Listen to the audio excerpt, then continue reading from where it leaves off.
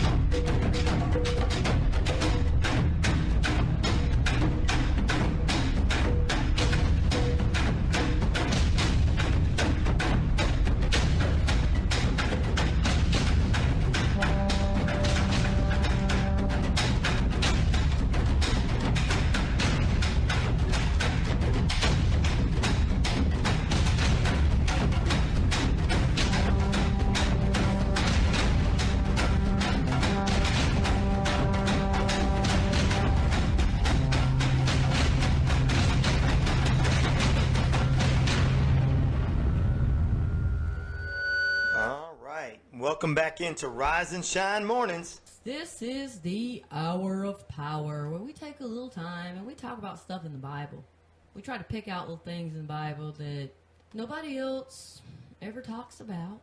Just little things, you know, about dead people coming back to life and men standing around dressed in white. Some of the stuff in the Bible that's, like, really powerful is very simple. I mean, it's like simple, but it just sometimes just goes right over our head. It's so simple. For some reason, we tend to want to embrace the more complicated things quicker than we do the simple things. Mm-hmm.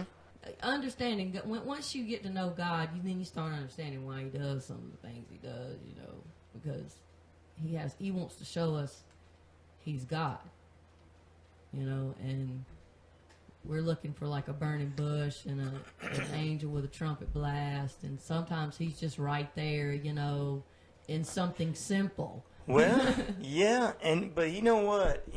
I do want to say something on that before I do the verse of the day. I know a lot of times you have people that try to question God and try to use what they consider logic. And I don't want people getting offended by this, but I don't think they're very logical if they think they're trying to use logic. Because here's, like I said, you got to see Jesus is real. You got to see God's real. What about what about science? What about the planets out there? You got to see if Pluto's real, right?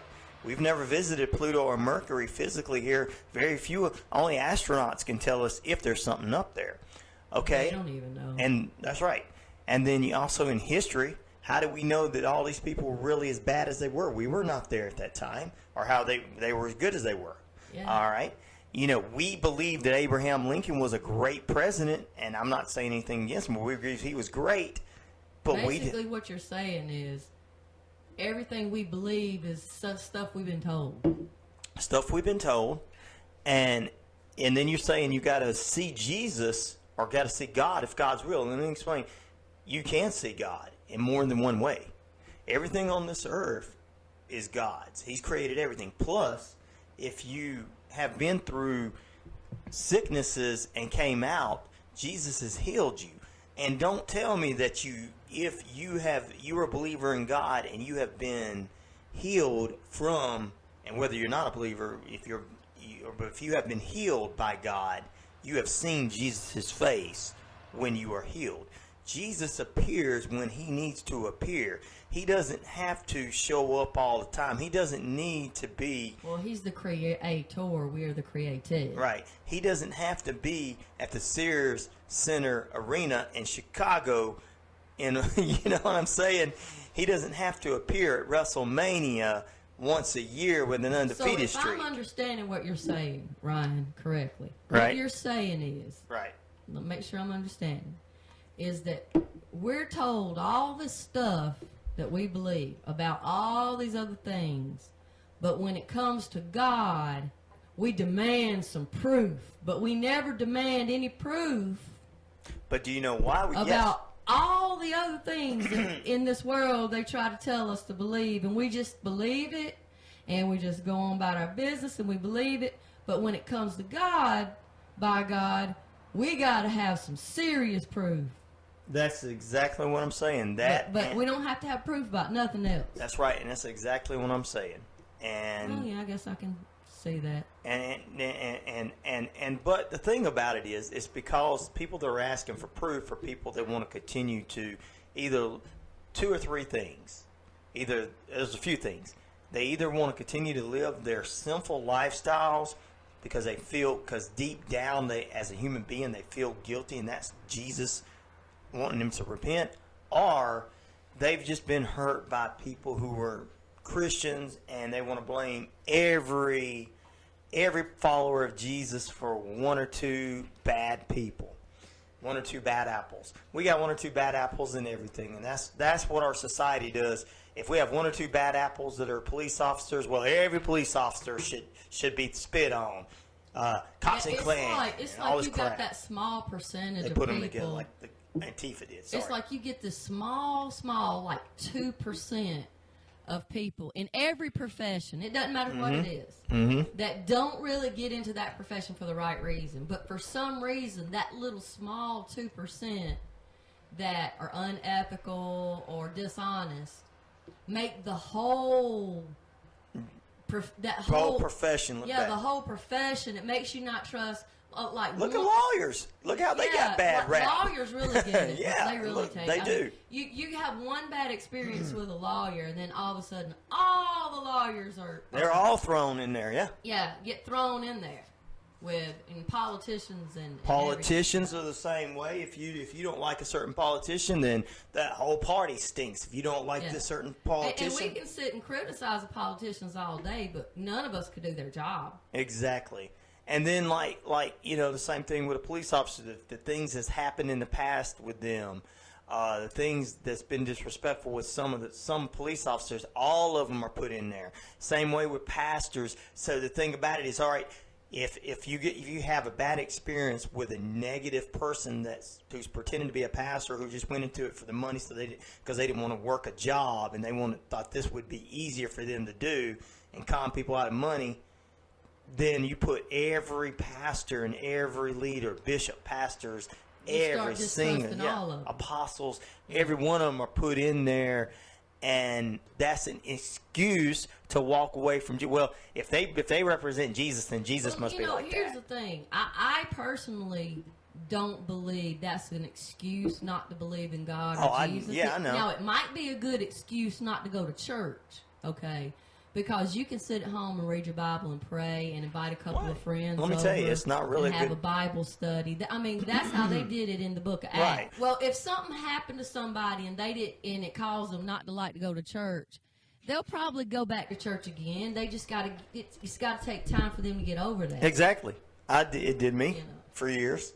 Yeah. Okay, but what I'm saying is, you can get over that. But my saying is, it's easier to continue to do wrong, not to repent. That little feeling you have deep down inside of you that you're saying is your conscience and everything is Jesus whispering in your ear going, you know this is wrong. You know what you're doing is wrong. You know what you're doing is wrong. That's Jesus telling you, just repent. Come to me. I love you. I'll forgive you everything. That's what Jesus is telling you, and you're sitting there wanting to deny him. But you'll turn around and you'll believe Stephen Hawkins when he says we can travel into the future. Not that I'm saying time travel is not possible or anything like that. I'm not putting that in. But I'm just saying we believe all this stuff. Yeah, you'll believe your science teacher when they come in and tell you that about an atom. About an atom. I know, Ryan. A-T-O-M. But look, they make us believe it because You can't if we see don't, that. they won't give us a good grade. Well, I know this, but I'm just saying that you believe somebody, and you get into college, it's totally different, though, when you have one of these philosophy teachers or science or whatever they are, they start going, let me tell you, Nietzsche said this, and this person said that. Well, it's not just school. There's a lot of things you can get involved in that want to make you believe things and reward you for going along, and then penalize you for not going along. I mean, we could sit and we could think of all kinds of different things people get involved in that, if you play the game and you go along with what they believe, then, they move you up, they reward you. If you question or if you have a different belief, they penalize you or try to punish you in some kind of way. Well, yeah. It's like we're not allowed to really question or make up our own minds. It's like they're always trying to force us to believe stuff. But here's the thing. The most force that you get is pushed away from Jesus. And this is the reality of it. If you go to big places like Hollywood and everything, and you want to become something famous, an actor, a musician, or a singer, or whatever, an agent, or whatever you want to do, they want you to give up your belief in God and join a church there that dominates the whole area, that dominates all of Hollywood and the behind the scenes, and they want you to join that and only believe in yourself and not believe in this and let me tell you something. Jesus is asking you to come to him. He's not trying to force you to come to him, but he's asking you. The only thing that I say is we question anything to do when somebody says Jesus walked this earth and he healed people and he raised the dead. We question, how did a man walk this earth and claim and but the next thing you turn around, you're not questioning the red cells, white blood cells. Can you see them? You're not questioning atoms. You can't see what an atom is. But you'll question Jesus Christ, who was a man, who was a God in man's form, in flesh, walking this earth, healing people, raising people from the dead, and he's still doing that kind of stuff today. Yeah, he's a man that's still doing that. That's right. Let me make sure, still doing it. And you read the Bible, and the Bible has not changed. Period. None of the stories have changed. Noah's Ark is still the same thing. We didn't add the amount of people that were on Noah's Ark. We didn't add 12 more people. We didn't add another animal. We didn't add that one of Noah's daughter-in-laws was a transgender. And I'm not putting you down, transgenders. I don't want to. I'm just saying we didn't add anything to these stories where we add to Hitler. The only reason Hitler came to power back in the day. Here's what Hitler did. Hitler was raised to power by he conned his way up through and getting power. Today, we're taught that zombies helped him win the World War. We're taught that UFOs come down here, probed him, and made him powerful so he could travel through time.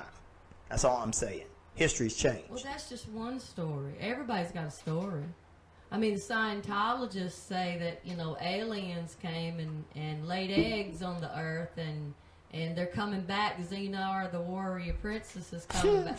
I mean, then you got the Stargate people. Well, go ahead. That drink the Kool-Aid, and then you got the Jim Jones and the I'm not Charles Manson. That's people. not what I was. It's not my point. I'm just saying. I'm not worried about all that. All that we know that. The point is, my point is what I was saying is the Bible has not changed. But history and science change, but you don't need proof that history and science change. But you need proof that Jesus walked this earth and still walks this earth and saves you. Oh, the depth and riches of the wisdom and the knowledge of God. How unsearchable his judgment and his path are. That's Romans 11:33, the verse of the day. I think a lot of people are scared. I'm secretive. I can't let everybody know everything about me. And Jesus and God knows everything about me. Jesus, if you look at the situation, every time that Jesus was healing, what I try to do is because, there are a lot of people out here today that claim they've been healed by God. There are a lot of people out here who claim they have these healing ministries. I've been in this 20 years, and I've seen it all. And I've had everybody, I've listened. I just sit and I listen to people and I let them tell me all about it. And I've had people tell me that they've seen frauds. You know, they've seen situations where people would set things up and make it look like people were healed when they weren't really. Then I've heard people tell me stories about how they got healed from something, you know, there was no cure for, or whatever. The doctors couldn't explain it, and they just knew it had to be God because there was no other way to explain it. And a lot of times when we can't explain something or when we don't understand something, we will pin it on God. You know, well, it must be God because, and it doesn't matter if it's something good or bad.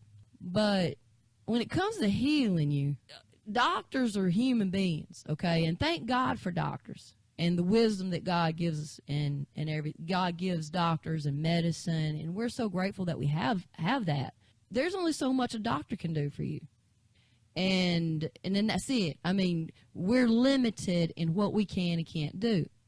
But when you go through the four Gospels and you look at times when Jesus healed people or brought people back from the dead and things like that, what I try to do is I try to look for the common denominator.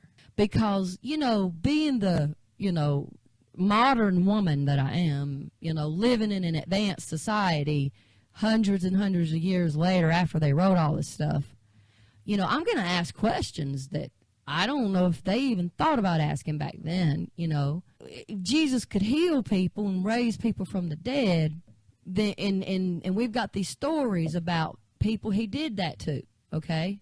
Why, and this is just the way I think, you know, why did you heal this person, but you didn't heal this person over here? And there is a place in the Bible that says that there was a lot more things Jesus did they never wrote down because they just didn't have enough people to write all the stuff he was doing. Today I even wonder, this person says they got healed, this person says they didn't. What's the difference? I'll never forget, like, this Beth Moore study I did. You know, Beth Moore's a Bible teacher. She's a Sunday school teacher. And she was doing a lecture about a woman who was an atheist that worked, and she was a psychologist, and she worked in a children's hospital where terminally ill children who they know that, you know, they can't cure, they know that they're going to pass away. She's one of these people who, you know, have to come in and counsel with the family and get them, you know, psychologically prepared, and you know, she talks with the child, and she tries to make the process very, very, very easy for everyone emotionally. She's one of those kind of people that work in the children's hospital for terminally ill children.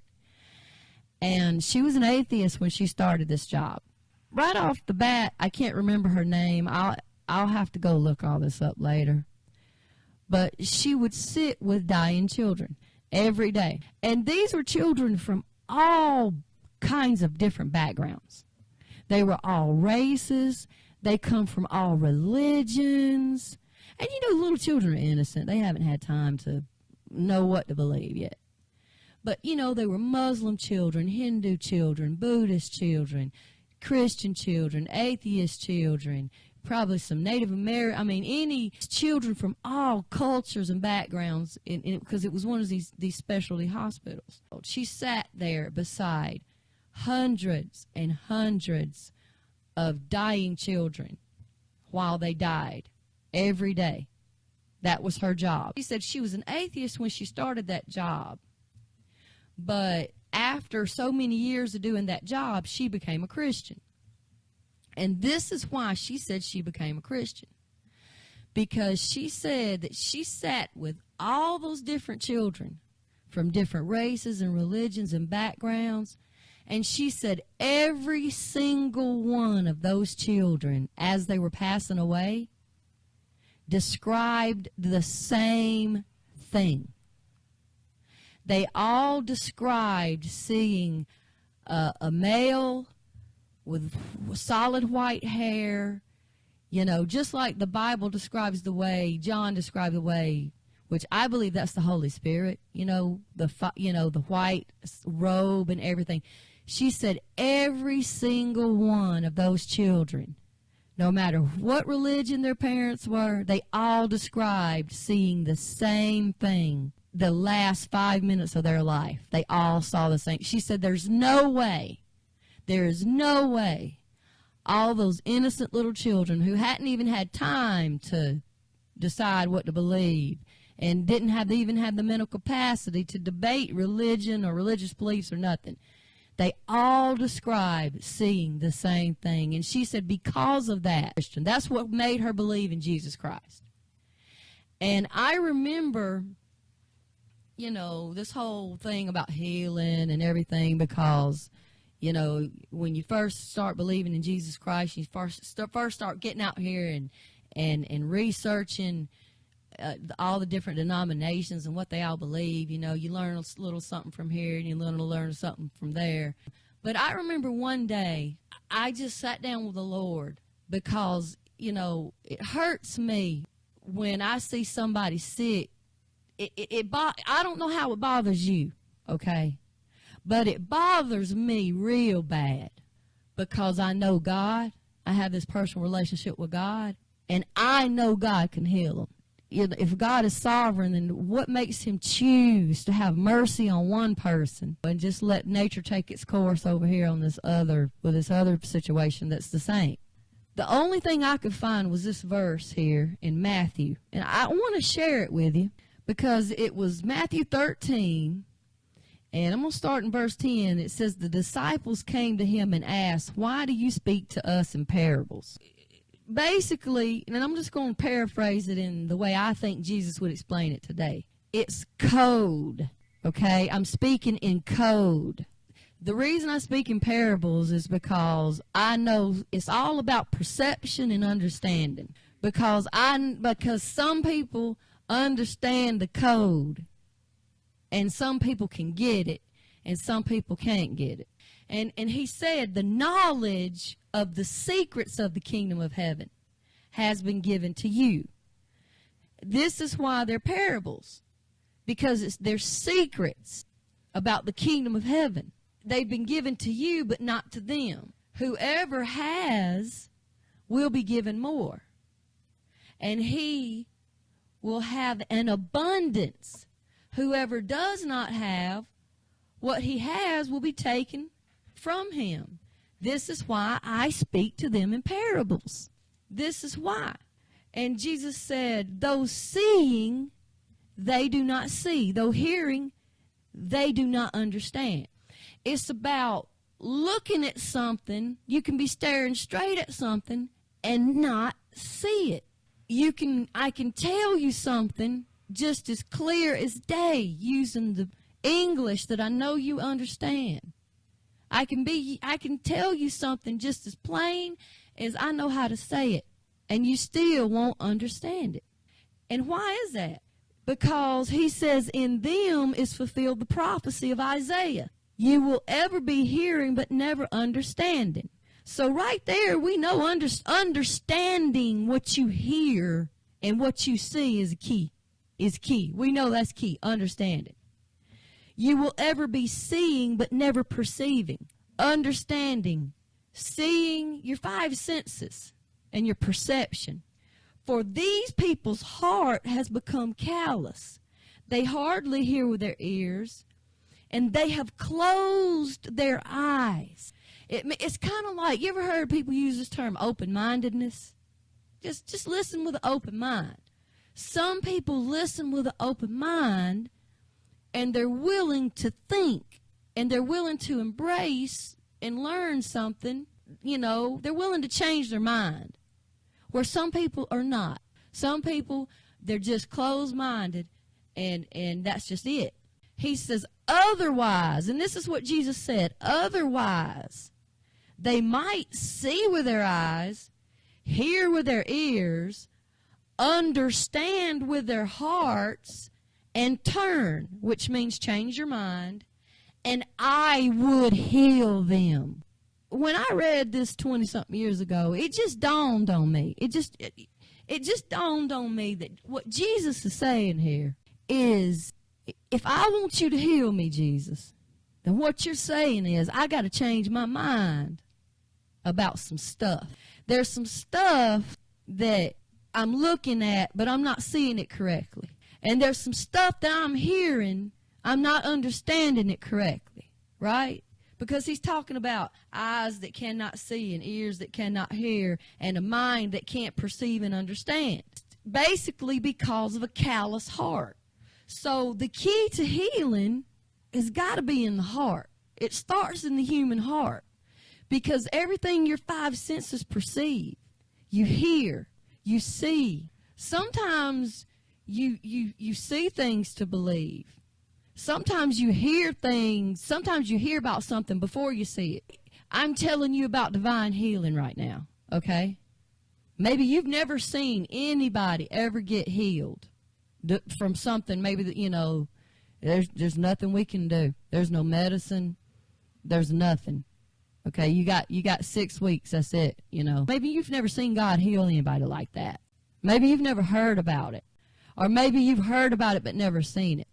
So if you've heard about something like this but you've never seen it, you can't understand it.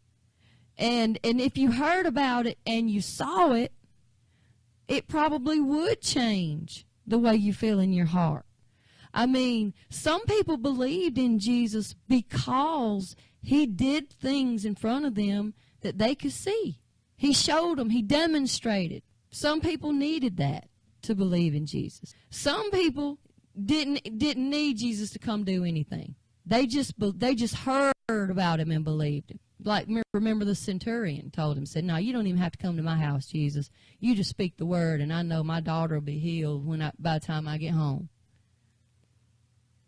So Jesus dealt with us from a sensual perception through our five senses because we need evidence, right? But Jesus is talking about these people. He's saying that's what these parables are about. And it just dawned on me. Changing your mind about believing, opening up your mind, and just being willing to let God show you he's real. You know, just having an open mind to the possibility. And I tell people this all the time. Look, if you don't believe in God, you don't believe in Jesus Christ, and you die, and it's not true, there's no such thing as heaven and hell, hey, you ain't lost a thing, have you?